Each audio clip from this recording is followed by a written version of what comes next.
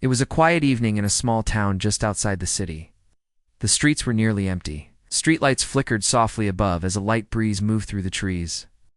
Most people were at home, watching TV, having dinner, or settling in for the night. Everything seemed normal until a black BMW slowly rolled through a four-way stop near a small gas station. Inside the car was a woman named Angela Pierce. She was dressed in a simple gray sweater and dark jeans. Her hair was tied back neatly, and she had a calm, focused expression on her face. She had just left her sister's house and was heading home after dinner with her family. She wasn't in a hurry. Her hands rested gently on the steering wheel as she drove, music playing softly. In the background, Angela was not just an ordinary woman. She worked in law enforcement, but not in the way people might expect. She was one of the top officials in internal affairs, a department that investigates police misconduct. Her job was serious, and she was known in the department for being calm, fair, and incredibly smart. But that night, she wasn't wearing her badge. She wasn't in uniform. She was just another woman driving home after a family visit as she approached a stop sign. Angela slowed down, signaled, and made a clean right turn. Just as she did, flashing red and blue lights appeared behind her. A patrol car sped up and quickly pulled her over. She sighed, confused.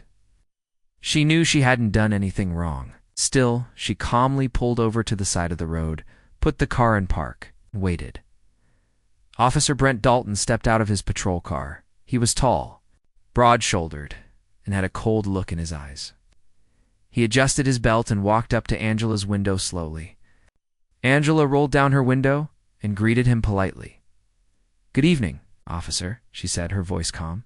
Brent didn't respond to her greeting. Instead, he shone his flashlight directly into her face and said in a firm tone, "License and registration. You didn't signal that turn." Angela blinked, slightly surprised. She knew she had signaled it, but this wasn't the time to argue.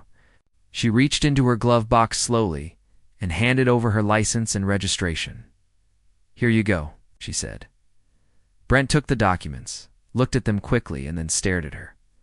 "What are you doing out here this late? Where are you coming from?" he asked. Angela kept her voice steady. "I was visiting family. I'm just heading home." He narrowed his eyes at her. Something about her calmness irritated him. He expected fear, expected submission. But Angela wasn't afraid, and that bothered him. He looked at her car, then back at her. "Step out of the vehicle," he ordered. Angela raised an eyebrow but remained calm. "May I ask why, officer?" Brent took a step closer. "Because I told you to. Now step out." Angela nodded quietly. She unbuckled her seatbelt, opened the door, and stepped out. She stood tall, her hands visible at her sides. Her face showed no fear, just quiet strength. Brent walked around the car, circling it slowly. He leaned down to check the license plate, then looked through the windows. He opened the passenger side door and began looking around, even though she had not given him permission.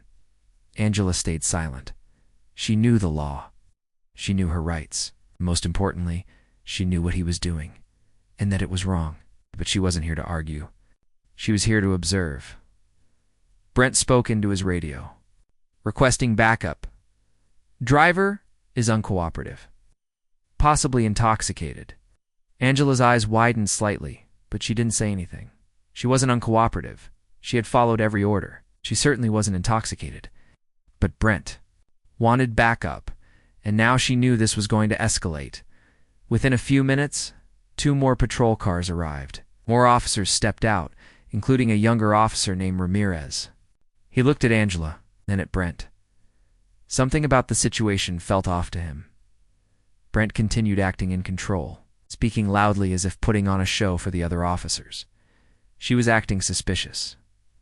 "Gave me attitude. I think we might have something here."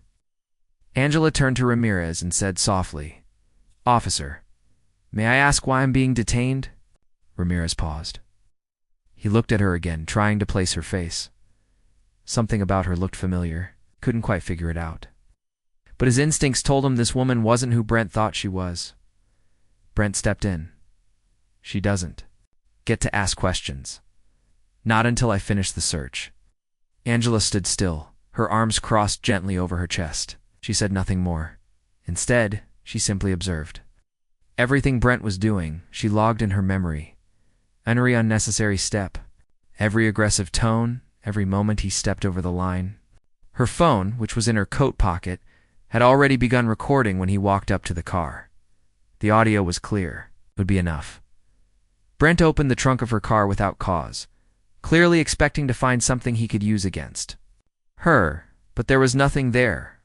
Just a blanket, a water bottle, and an umbrella. He slammed the trunk shut, clearly frustrated. "You can go," he muttered. "But don't think I won't be watching next time." Angela nodded once. Ache. "You, officer?" She got back into her car calmly and drove away. As she pulled off, Ramirez watched her leave, still trying to remember where he'd seen her before. Brent just shook his head and went back to his patrol car, satisfied that he had put someone in their place. But he had no idea who that woman really was. And he had no idea what was coming next. Because Angela wasn't going to let this slide. Not out of anger, not out of pride. But because it wasn't just about her. It was about every person who had gone through something like this and never had a voice. Angela had power. And this time, she was going to use it not to get revenge, but to make sure no one else had to go through what she did. That night, Angela arrived home safely. She poured herself a glass of water, sat down at her kitchen table, and listened to the audio recording on her phone. Every word, every tone, every unnecessary command was all there. And as she listened, she didn't feel anger. She felt purpose. Tomorrow, she would walk into work not as a victim but as the head of internal affairs. And Officer Brent Dalton's actions were about to be reviewed in full detail. What he didn't know yet was that his days of intimidating people were coming to an end. The next morning started like any other day at the precinct.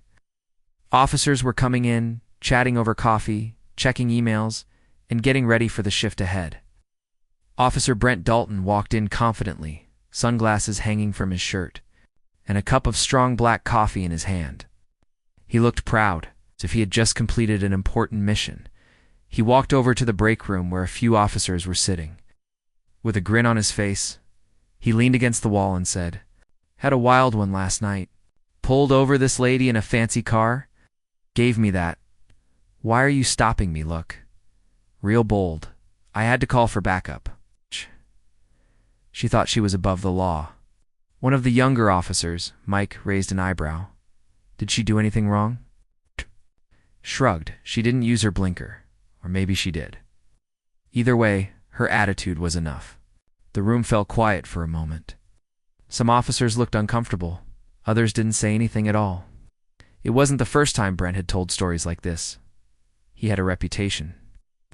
A few of his coworkers had started to notice the pattern, but no one had ever stepped forward. Not yet. While Brent continued his story, Officer Ramirez entered the room. He didn't laugh or smile. He just grabbed his coffee and sat down, watching Brent with quiet curiosity. The night before had been bothering him. That woman didn't act like someone hiding something. She had looked straight into his eyes, calm, not scared. Her voice had a sense of authority and something about her face. He was sure he had seen her before. After finishing his story, Brent made his way to the main floor. His mood was light. He checked his shift schedule and saw he was on patrol again that afternoon. But before he could head out, a message popped. Up on his screen, "Report to conference room B 9 a.m. sharp." He blinked. That was unusual. Conference room B was rarely used unless it was something serious. He glanced at the clock. It was already 8:57, without thinking too much of it. He grabbed his coffee and made his way down the hall. As he entered the room, he froze. Inside, several senior officers were seated around a large wooden table. At the head of the table sat a woman in full uniform, decorated, calm, and in control. It was her Angela Pierce, the same woman he had pulled over the night before, except now she looked very different. She wore a dark blue suit with a silver badge that read Internal Affairs Deputy Chief. Her hair was neatly styled, eyes were serious but calm. Sitting beside her was the precinct's captain, a man Brent deeply respected. Brent's mouth opened slightly. He took a small step back, unsure if he was in the right place. Before he could speak, the captain said, "Have a seat, Officer Dalton." Brent slowly sat down, confusion filling his face. Angela said nothing at first. She simply tapped her phone, and the room filled with the audio from the night before. Brent's voice came through clearly. "License and registration. You didn't signal that turn. You don't get to ask questions." "Yeah, I know how to handle their type." As the recording played, Brent's hands tightened around the edge of the table. His heart began to pound. He had no idea. She had recorded everything. Angela paused the recording. "You didn't recognize me last night?" "Officer Dalton," she said quietly. "But I recognized exactly what you were doing." Brent opened his mouth to defend himself, but the captain raised a hand. "We're not here for excuses. We're here to review your behavior. And this isn't the first complaint we've received." Angela leaned forward. Her voice was calm and clear. "Last night, you pulled me over without cause. You searched my vehicle without consent. You radioed in false information, and you used your authority to intimidate me. You did all this because I didn't match your idea of what a law-abiding citizen should look like." Brent looked around the room. The other officers avoided his gaze. It was clear no one was going to defend him. He tried to speak. "I didn't know who you were," Angela nodded. "And that's exactly the problem. It shouldn't matter who I am, whether I'm the head of internal affairs, or a school teacher, or a nurse, or someone's mother. I should be treated with respect. That's what the badge stands for." Silence filled the room. Brent sat frozen, unsure of what to say. The weight of the moment began to sink in. For the first time in years, he felt unsure of his position, unsure of his power. The captain spoke next. "Officer Dalton, due to the seriousness of this situation, you're being placed on administrative leave. Effective immediately. An internal investigation will begin, and until it's complete, you are not allowed to return to duty." Brent's face turned pale. He had heard of officers being put on leave, but he never thought it would happen to him. He stood slowly, nodded stiffly, and left the room without a word. Angela watched him go, not with anger, but with a quiet sense of purpose. Later that day, the department sent out a memo to all staff. It reminded officers of the importance of treating every citizen with fairness, regardless of appearance. It reminded them that they were being watched, not just by internal affairs, but by the communities they served. Angela stayed behind. After the meeting, Officer Ramirez approached her quietly. "Ma'am," he said, "I think I saw you once at the academy. You gave a talk about accountability?" Angela smiled faintly. "Yes, I remember. You asked a question about courage." Ramirez nodded.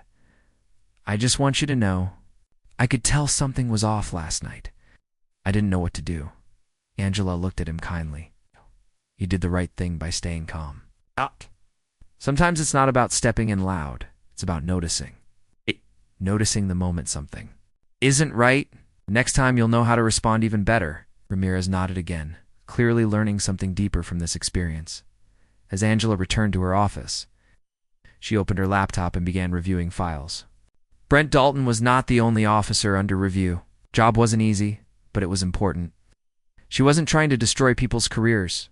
She was trying to fix a broken system, one action at a time. And that night, that one traffic stop had opened a door, not just for her to take action, for others to realize how serious the problem was. The story wasn't over yet. But one thing was clear. What happened last night was going to change more than just one officer's future. It was going to change the way the whole department looked at its role in the community. And Angela was going to make sure of it. After the meeting with the senior officers, Angela returned to her office feeling a mix of determination and calm. She knew the real work was just beginning. The video recording of the traffic stop was clear and undeniable. But this was only one case. There were many others like it. Stories of officers using their power in ways that hurt the very people they were supposed to protect. Angela sat at her desk and opened the file labeled Brent Dalton. It was thicker than she expected.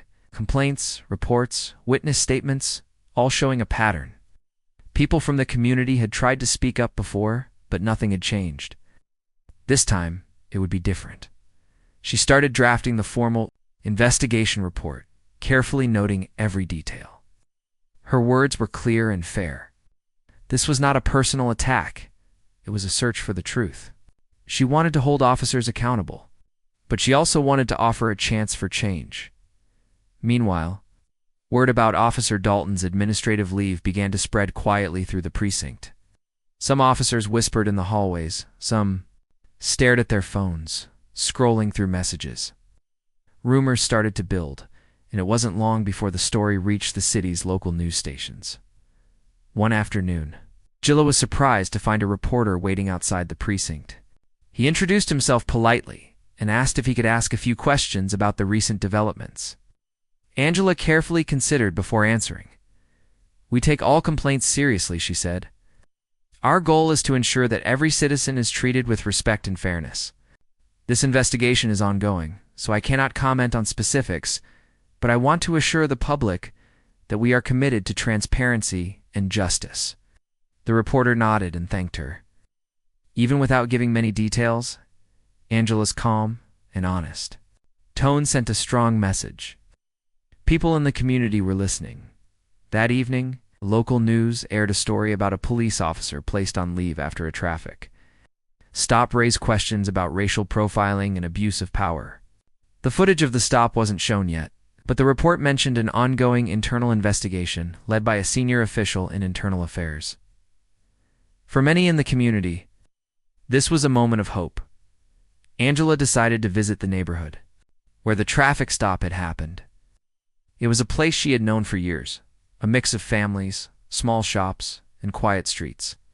People there had long complained about unfair treatment from police, but many had felt powerless. She walked slowly down the sidewalks, greeting neighbors she had met before.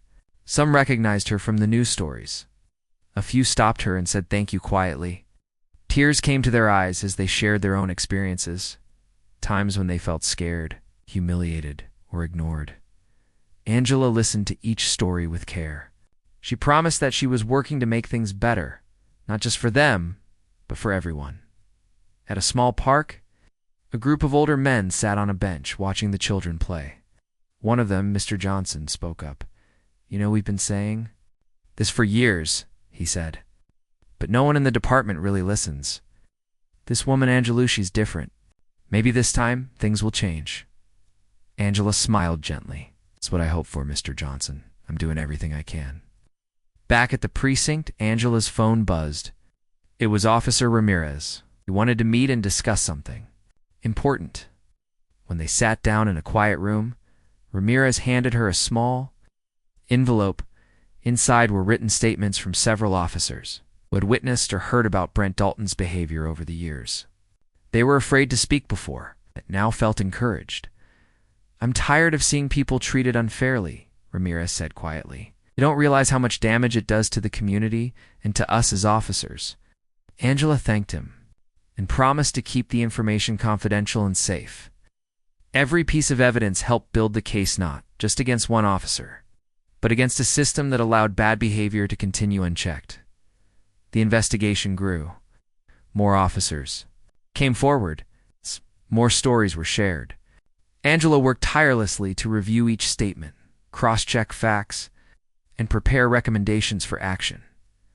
Meanwhile, Brent Dalton struggled with the reality of being off the job.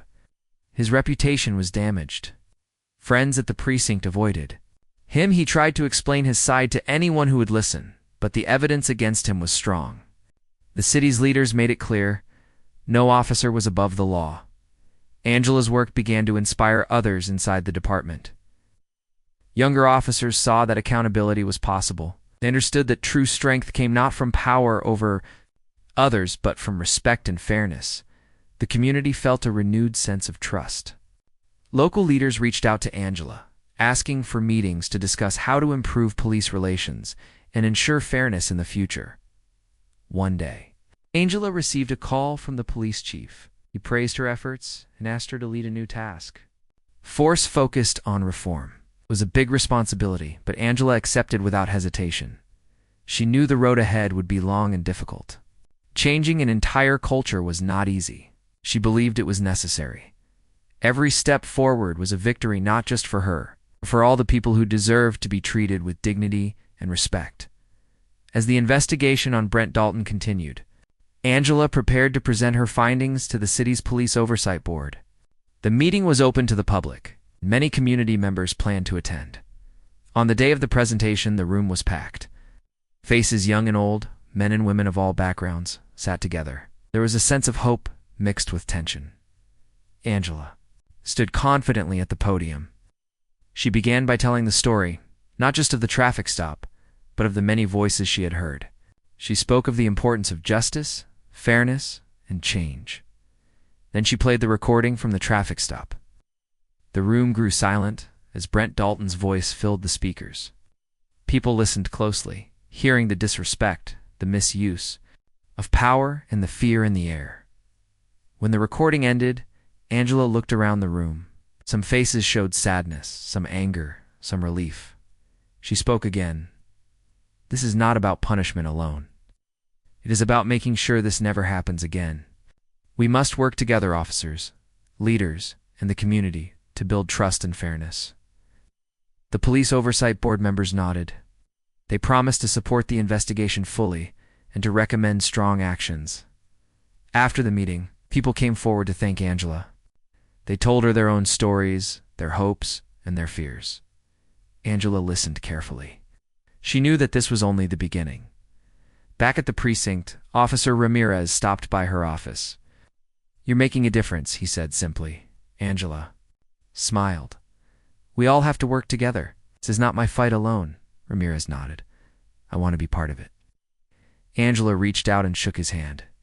"Thank you. We need more officers like you." That night, Angela sat alone in her office. The work was hard, but she felt a deep sense of purpose. The recording, the statements, the community support, it all showed that change was possible. Thought about the woman in the car, the one Brent Dalton tried to intimidate. That woman was strong. She was calm. She was a reminder that no one should be afraid to stand up for what is right. Angela knew that the fight for justice was ongoing, but with courage, truth, and fairness. She believed the future could be better, and that belief gave her strength to keep going. Days passed after the public meeting, but the energy and attention surrounding the case did not fade. The community was watching closely. The police department was feeling the pressure. And for Officer Brent Dalton, the consequences were becoming very real at home. Brent felt the walls closing in. The whispers at the precinct had turned into cold stares and avoided conversations. Calls from old friends had stopped. His pride was bruised, and the reality of his actions weighed heavily on him. He sat alone in his small living room one evening, staring at his phone. There were messages from his lawyer telling him to prepare for the next steps in the investigation. Official letters from the police department had arrived, listing the charges against him: misconduct, abuse of power, racial profiling, and false reporting. Brent felt a mix of anger and fear. He blamed the system, saying to himself that he was being unfairly targeted. But deep down, he knew the truth.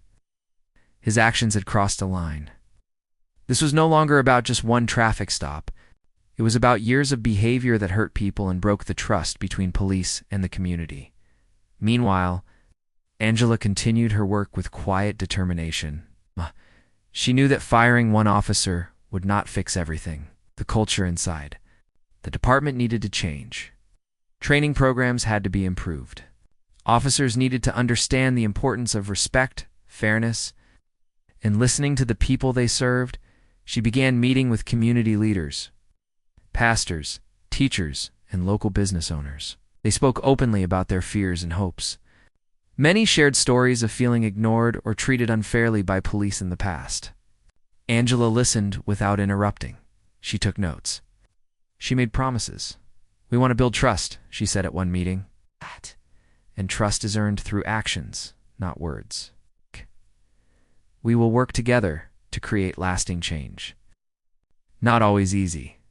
Some people were angry and skeptical. Others were hopeful but cautious. Angela welcomed all voices. She believed every opinion was valuable in shaping a better future. Back at the precinct, the internal investigation on Brent Dalton was moving forward quickly. Investigators interviewed witnesses, reviewed past reports, and gathered more evidence. Officer Ramirez and several others gave their statements, describing a pattern of behavior that showed bias and misuse of authority. The department's leadership made it clear they supported the investigation fully. The chief of police publicly stated, "We do not tolerate misconduct in any form. Our officers must uphold the highest standards of professionalism and respect." This statement was important. It showed the community that the department was serious about change. But Angela knew that words were not enough. One afternoon, Angela received a call from the city's mayor. The mayor thanked her for her dedication and asked to meet soon to discuss the future of policing in their city. Angela agreed. She understood that real reform needed support from all levels, from officers on the street to city leaders and the community.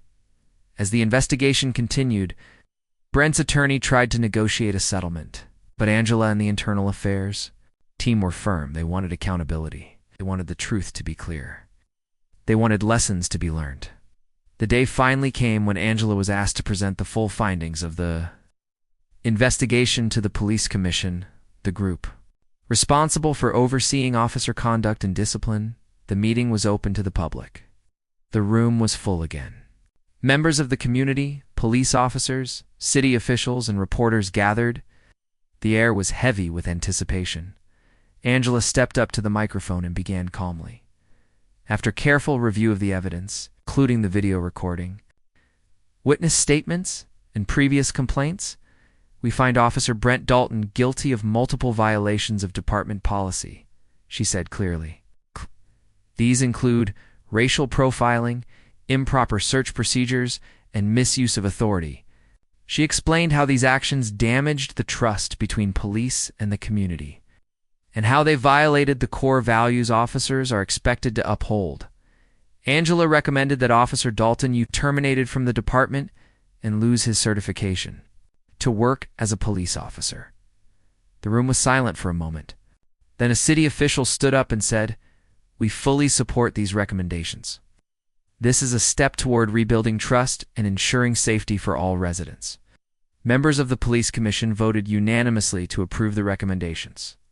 Brent Dalton was officially fired.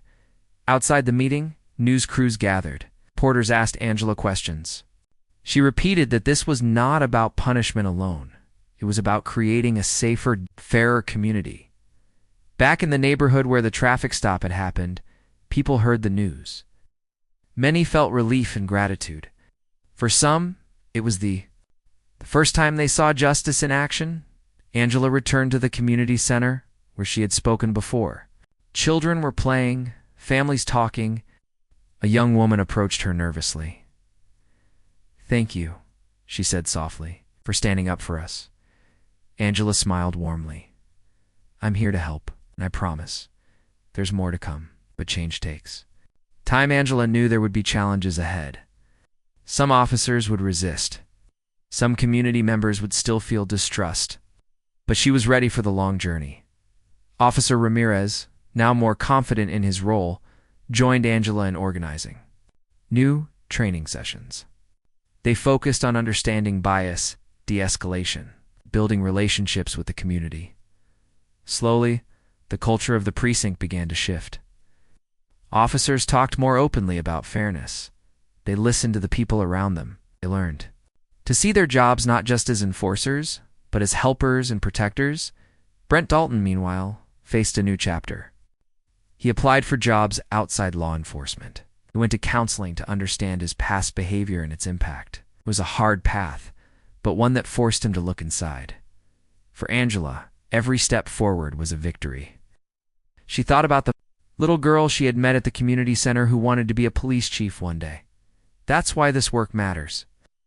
Angela whispered to herself, for her, for all of them. The city was beginning to heal, one day at a time, and Angela Pierce was leading the way. Months passed since Officer Brent Dalton was fired. The city felt different. The police department was changing, and the community was starting to feel safer and more respected. The work was not easy, but the hope was real. Angela Pierce had become a symbol of courage and fairness. Her calm strength and honest leadership inspired many inside and outside the police force. She was promoted to lead a new reform team tasked with building trust between the police and the people they served. Every morning, Angela arrived at the precinct with a clear purpose. She met with officers, community leaders, and city officials. Together, they talked about ways to improve training, communication, and respect. Angela believed that change began with small actions. Simple habits like greeting people with kindness, listening carefully, and being honest could make a huge difference. She encouraged officers to see their role not just as law enforcers, but as helpers and protectors. One afternoon, Angela visited a local school to talk with students. She wanted young people to understand that police were there to support them and keep them safe. She spoke openly about fairness and respect, answering questions with patience. After the talk, a young girl came up to her. She had bright eyes and a big smile. "Are you really the head of internal affairs?" the girl asked Angela. Nodded, smiling back. "Yes, I am." The girl looked excited. "I want to be a police chief when I grow up, just like you." Angela knelt down and looked her in the eyes. "Then you'd be even better than me," she said gently. "Always be kind and listen. That's what makes a great leader." That moment stayed with Angela. It reminded her why the work mattered. It was about the future, about creating a world where everyone felt safe and respected. Inside the police department, things were changing too. New officers were being trained with stronger lessons about fairness, empathy, and community care. Older officers began to understand the importance of accountability and respect. Angela held workshops where officers could share their experiences and learn from each other. She also worked with the cities leaders to create programs that connected police officers with community members outside of emergencies. They organized events like neighborhood barbecues, sports games, and town hall meetings. These activities helped break down walls and build friendships. The impact was clear. Complaints about misconduct decreased. Community members started trusting the police more. People felt safer walking their streets, knowing officers were there to protect, not judge. Angela often thought back to the night of the traffic stop, the moment when everything began to change. She remembered how calm she had to be, how important it was to stay strong and quiet in the face of fear. She hoped that no one else would have to feel powerless like that. The city government noticed the progress and began sharing Angela's work as a model for other towns. She was invited to speak at conferences and police academies across the country. Her message was simple but powerful. Respect, fairness, and courage can change the world. Even Brent Dalton's story became a lesson. Though he had lost his job, in his badge he was encouraged to seek help and learn from his mistakes. Some officers who once feared speaking up began to find their voices. Angela's leadership showed that change was possible when people chose honesty and fairness over fear and prejudice. One day, as Angela was leaving the precinct, a woman stopped her outside the door. She introduced herself as Mrs. Walker, a mother from the neighborhood where Angela had been pulled over. "Thank you," Mrs. Walker said softly. "You gave us hope." Angela smiled. "We still have work too. But I believe in this community." Mrs. Walker nodded. "And we believe in you." As Angela walked away, she felt a deep sense of peace. The journey was long, but the steps were steady. The city was healing. The police were learning. The community was growing stronger, and Angela Pierce knew that true change was not about one person. It was about the courage of many working together for a better tomorrow. If you want, I can help you format this entire story for a video script or write an image description for AI.